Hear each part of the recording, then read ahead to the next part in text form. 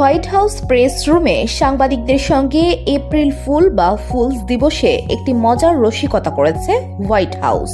স্থানীয় সময় মঙ্গলবার সন্ধ্যা ৬টার দিকে হোয়াইট হাউসের সহকারী প্রেস সচিব টেলর রজার্স লাউড স্পিকারের মাধ্যমে ঘোষণা করেন যে রাত ৮টা ৪৭ পর্যন্ত ডিনারের জন্য বিরতি আছে, যা অপ্রত্যাশিতভাবে দীর্ঘ কাজের রাতের ইঙ্গিত দিয়েছিল।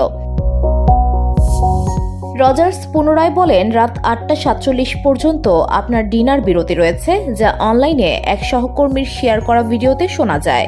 আপনার ডিনার উপভোগ করুন।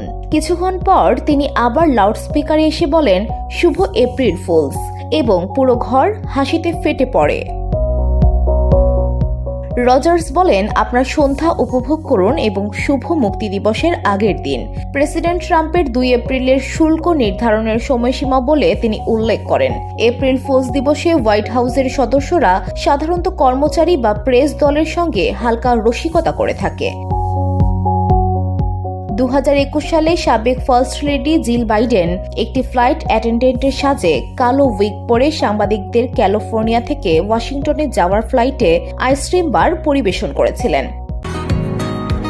বসুন্ধরা, উত্তরা, বনশ্রী, কুড়িল ও বাড্ডা সহ রাজধানীর বিভিন্ন স্থানে অভিজাত ও অত্যাধুনিক মানের ফ্ল্যাট কেনার এক নির্ভরযোগ্য প্রতিষ্ঠান প্লেজেন্ট প্রপার্টিজ লিমিটেড। তাই আপনার স্বপ্নের আবাসনের জন্য আজই যোগাযোগ করুন।